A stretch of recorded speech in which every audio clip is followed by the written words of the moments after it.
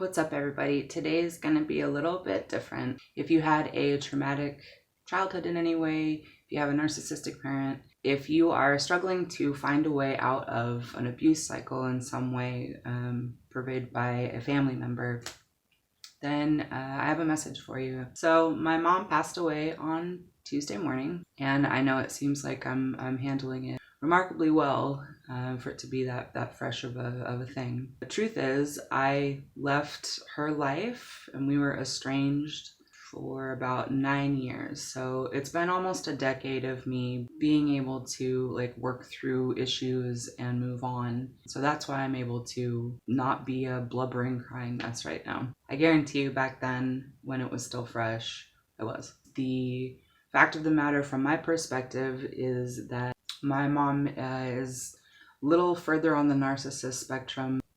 Some people in my family believe that that is untrue. I am the narcissistic person.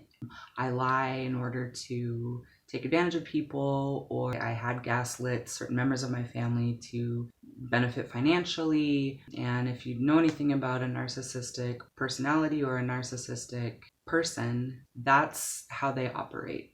If you stop giving them narcissistic supply or giving them attention and giving them kind of free reign over your life, control over your life or over your emotions or anything of that nature, then they will pretty much set you up so that you are the fall guy, so that you are the villain and they are the saint and they are the one that is being done wrong. This part for me was really hard in my family because it split my family. My father and I are on one side, and then my two brothers and sister. One brother is very far this way, and then, the other two are kind of somewhere in between, but kind of further this way for various reasons. And at the time that all of it happened, going into the scenario that led to it, I knew it was going to end badly, and I knew it was going to be me that was going to be the fall guy. I just felt it. I've spoken before about being an empath, and there's a theory that if you have a narcissistic parent or a taker in your life that is a big part of your life, then you end up being the giver. And an empath is not just a giver. An empath is someone who can feel other people's emotions, and then they absorb them and make them their own. I think there is some merit to that. My mother actually passed away from complications of, I believe, breast cancer, but I didn't know the whole, like I said, I've been estranged. I've been away. I wasn't getting Facebook updates from my brothers. I, unfollowed them. Kind of a nerd. The only social media I have is Facebook, just to keep in touch with people, basically. I know to the outward eye, it looks like I am an unfeeling, horrible bitch that my mom had cancer and I stayed away from her and I didn't rush to her bedside, even though there was a repeated abuse cycle happening for me. I get that.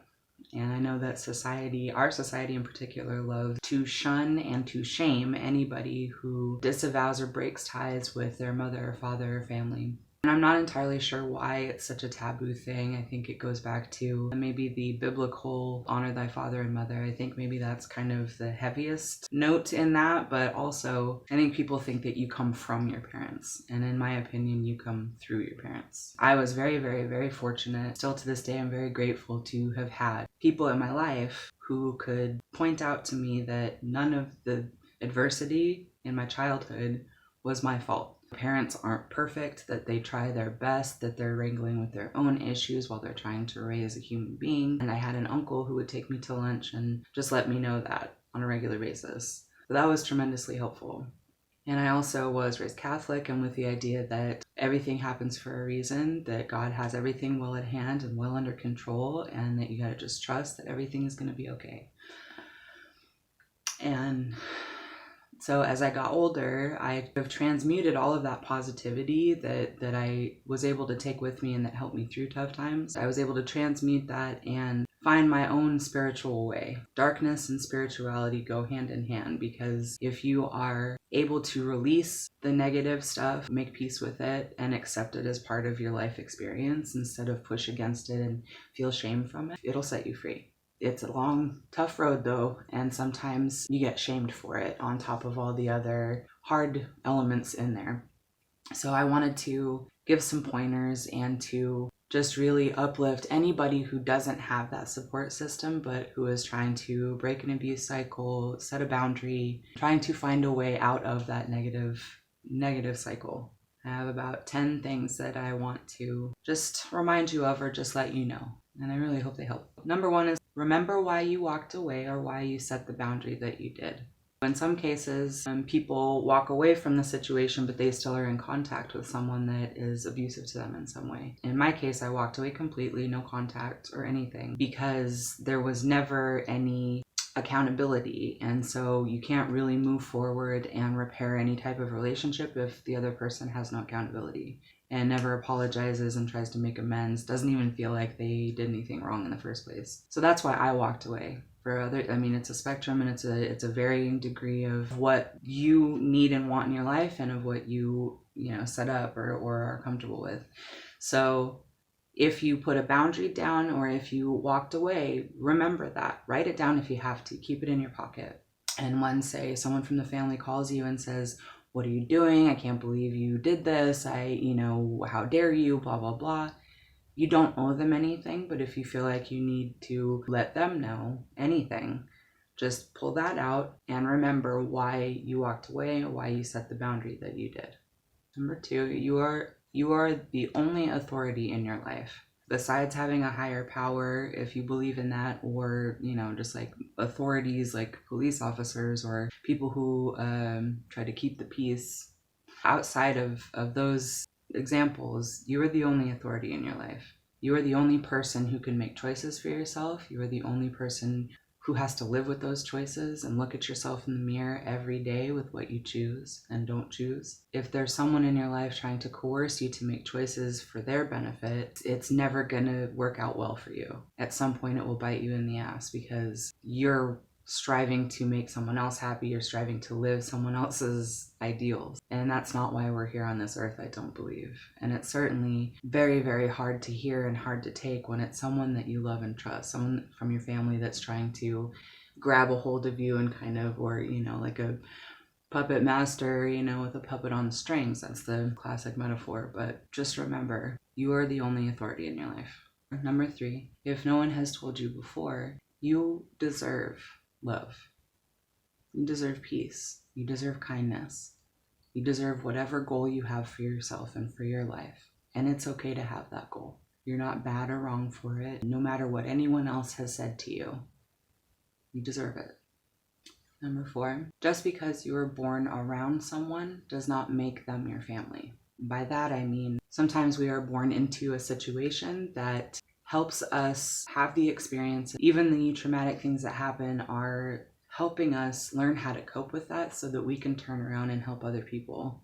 Hello, this video. If you think that just because you're born around someone that means you are destined to be abused by them for the rest of your life, that it's like your birthright to be abused, that is very much untrue and very much unhealthy. And whoever put that idea in your head is benefiting from keeping that notion in your brain.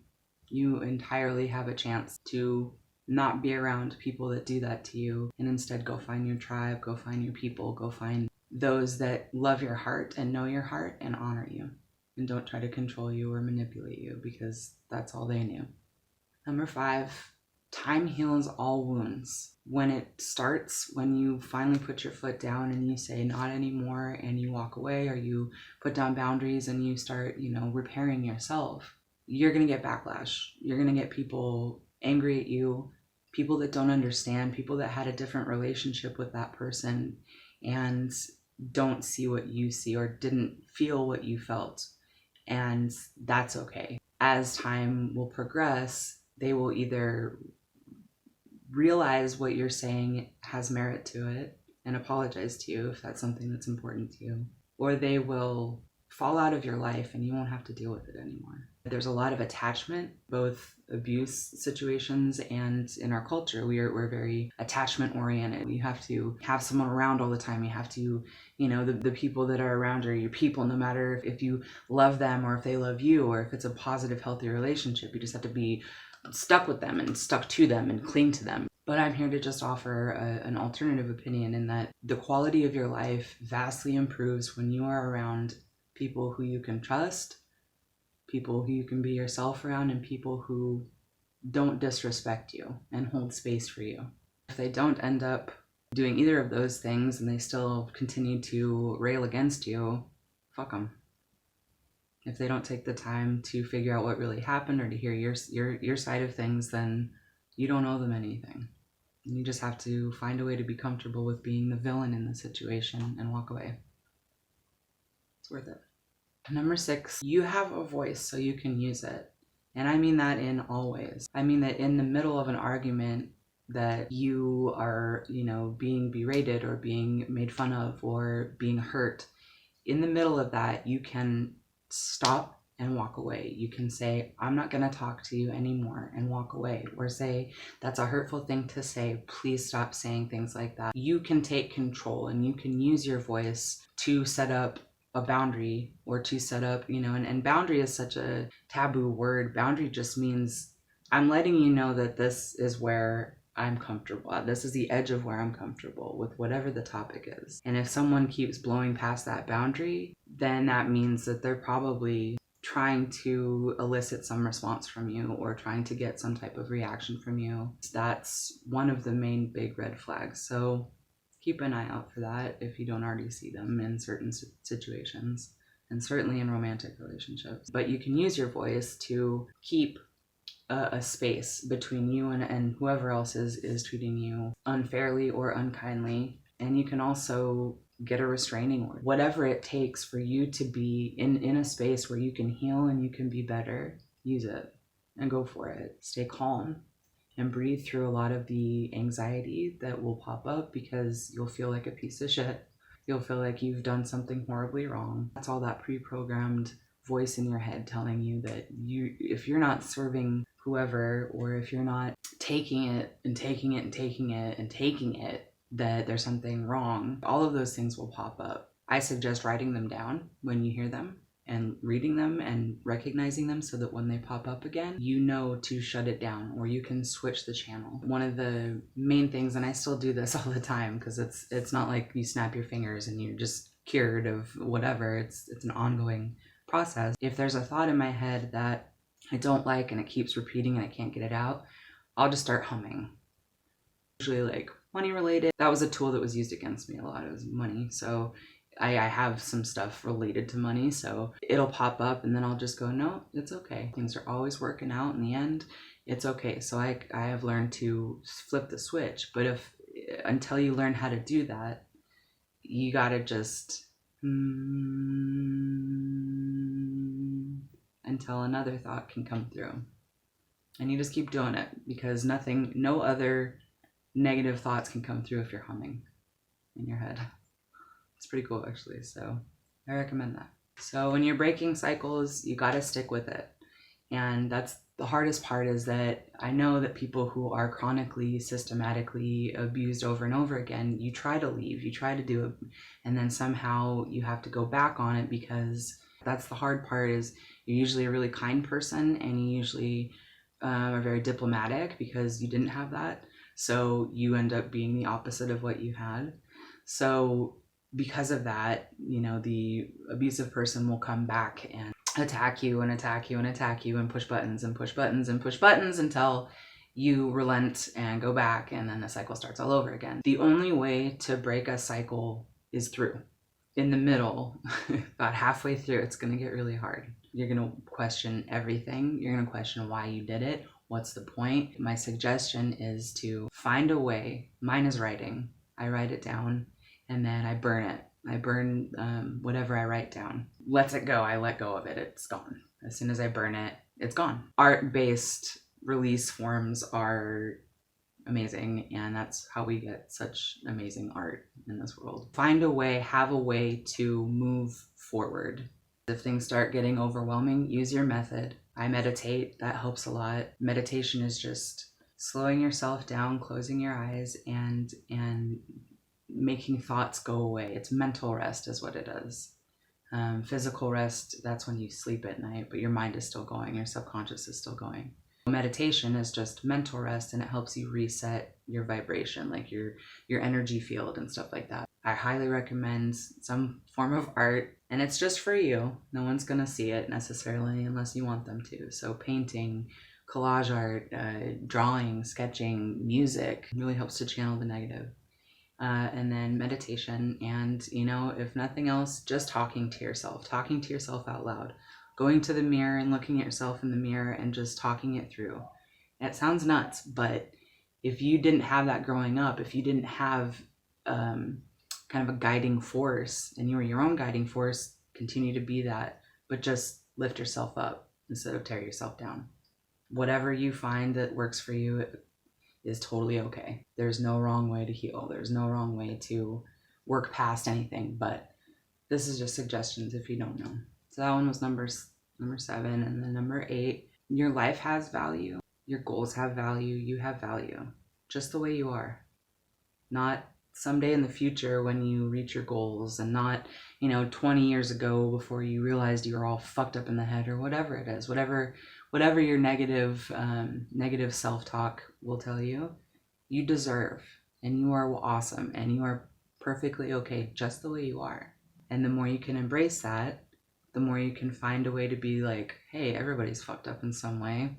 This is just my special brand, and I'm going to find a way to be better. And, always try to be talking yourself into things instead of talking yourself out of things. And I know it's hard, but like I said, writing it down initially helps, because then everything that comes into your head when you think about certain people or certain situations, like just write it down. Just write it down and keep that dialogue open. Keep a journal. Start setting things up. Put positive mantras around. And I had some in my bedroom, I had some in the bathroom, I had some on the kitchen, on the fridge. I had, so I had some all over that. If I just saw it, it reaffirmed it. I was reprogramming myself, like subliminally reprogramming myself, and it worked. I'm able to healthily to view everything in my life in a healthy way, and be okay with where I'm at. Take small steps, focus on progress, not all at once perfection. Because that's part of it too, is that we feel like if we don't know how to do something, we're no good at it, it's embarrassing, and people are watching, and oh my God, I'm supposed to know how to do this, or whatever it is.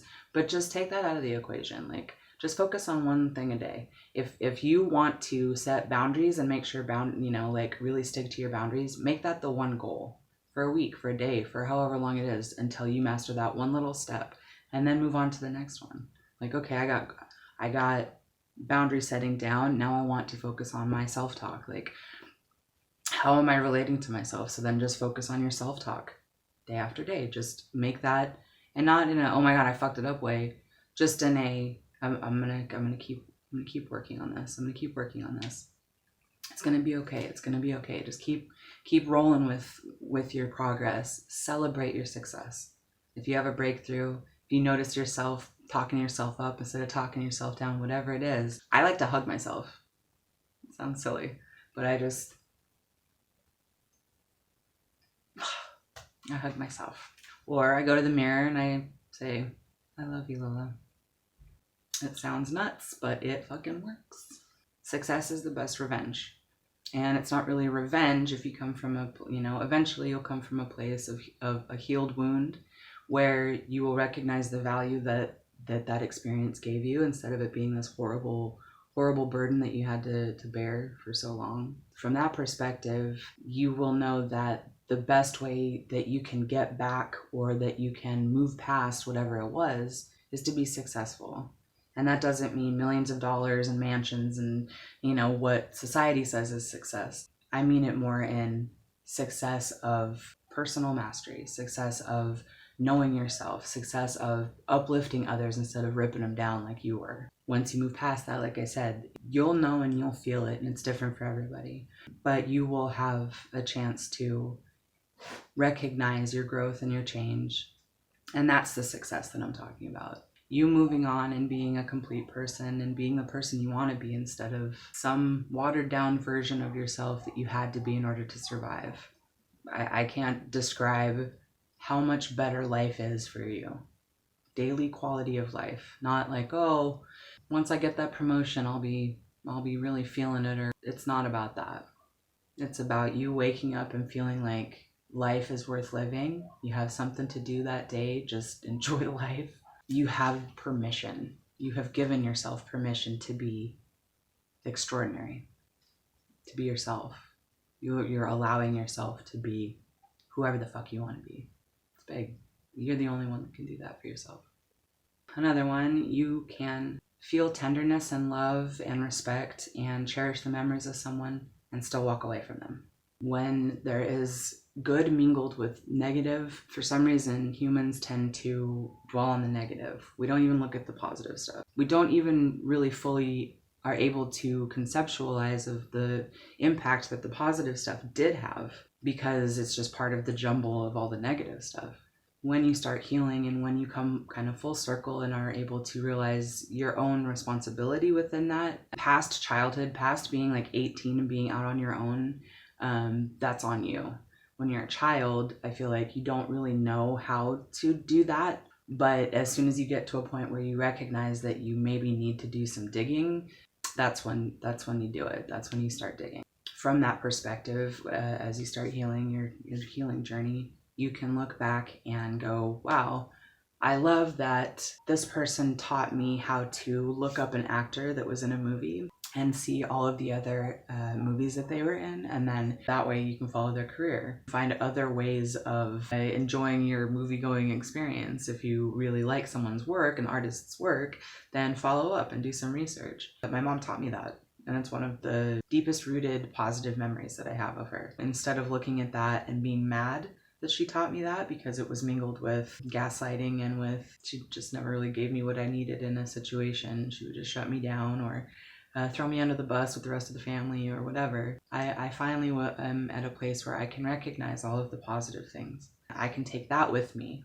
I don't have any real venom for her anymore. I was able to talk to her before she passed away. Or rather, I texted my brother and he was able to relay a message to her. I had a chance to tell her that all is forgiven and that I take the good with me and pass it on to my 3 daughters. And so I think that helped her. So it feels good to help her, even though my whole entire life was fraught with difficulty in our relationship. Even though I'm still made out to be the bad guy, I can still say thank you for the stuff, the positive stuff, because it further helps my healing. And it helps her heal, even though she's ultimately done now. She's free now, and I'm tremendously relieved. It's still good, and it's still a positive thing, and it's still something that I recognize on this journey in this life of mine. Especially being a parent myself, I know that it's a fucking hard fucking job. Nobody is giving you props on the daily. Even your partner usually. You guys are just so in it and trying to, you don't hear good job enough. So if you don't hear good job enough, sometimes it turns into resentment. And that resentment will choke and strangle all the good things about parenthood. And that's the other reason why I chose to walk away when I did, so that I could break that cycle and so that I could be a better mom to my children than I was being. I would have loved to have been able to repair things, but at the same time, I tried. My whole relationship with her never quite linked up. For whatever it's worth, if you're going through a similar situation, it's okay. You're doing a great job. Just keep going. Remember that it's okay to walk away from something that's not healthy for you. And last but not least, you are a warrior. The only person that can really do any of this for you is you. But having said that, be kind to yourself. The number one ingredient. If you don't feel like pushing it today, don't push it today. If you don't feel like working on your issues, don't work on your issues. Put it to the side for a day. Go watch, your favorite movie or something that makes you smile, or read a book, or just you're nurturing yourself through a very tough thing. It's a lifelong thing, and you just have to not give up, but know when to rest. In that way, it will ultimately lead to you being successful, as we discussed it before, and reaching goals, personal goals, moving forward, just being the person that you want to be. And I know it's hard to fly in the face of your other family members, to get a smear campaign against you going that is not your truth, that is other people's truth. and you feel like, what the fuck, I don't know why I have to be the bigger person all the time. Like, why do I have to do that? And you don't. But the alternative is to just stay in the cycle, because that's a very low, immature, scared place, that cycle. If the person doing it were able to just receive a hug and say that they were sorry and rebuild with you, things would be different. But they're not. And that's okay. And it's okay for you to walk away. And I just want you to know that. We'll see what the future holds. I'm going to keep going with my practice. I wasn't invited really to the memorial service, which is okay. Like I said, I had my own memorial service for years. I had a meditation where this is a powerful one, but it takes a while. So don't try to jump into this one, because if you're not ready for it, it can be really tough. I got to a point where I wanted to say what I had to say to every member of my family, but I knew that it was for me, it wasn't for them. Because if they needed something, they should call, like, it's their responsibility to call me and say, hey, we need to work on this. I would like to work on this if you're willing, whatever. I had a meditation where I walked down the beach hand in hand with every member of my family. It was a different meditation each time. And I walked down the beach I pictured myself as a kid. I walked down the beach with each member of my family, and I got to tell them what I needed to tell them and express my viewpoint and forgive them. And just say, hey, it's okay. And wish them luck and wish them well. I gave myself closure. So I don't really need an event to do that at this point. It does sting a little bit. Still kind of taking an emotional grenade, as I like to call it, but it's the last one. So there's comfort in that. There's peace in that. I just want to say thank you to all of the people that helped me on my path, all of my friends, all of my family that really are my family, that really take care of me and know my heart and love me for who I am. I love you, and thank you. All of you that are on the verge of breaking a cycle, or in the middle of breaking a cycle, or anyone dealing with this at all, you got this. Hang in there. Keep up the good work. You're doing great. Just take it one day at a time, one step at a time. Be easy on yourself. Be kind. Just let me know in the comments if there's anything that, not advice so much, but just if you want to open up and tell your story a little bit, it helps to talk about it sometimes. So if you don't have anyone else or any other outlet, thank you for being here today. And I hope this helps. And I will see you next time. Like, subscribe, thingy, other thingy, the little bell. And I'll speak to you soon.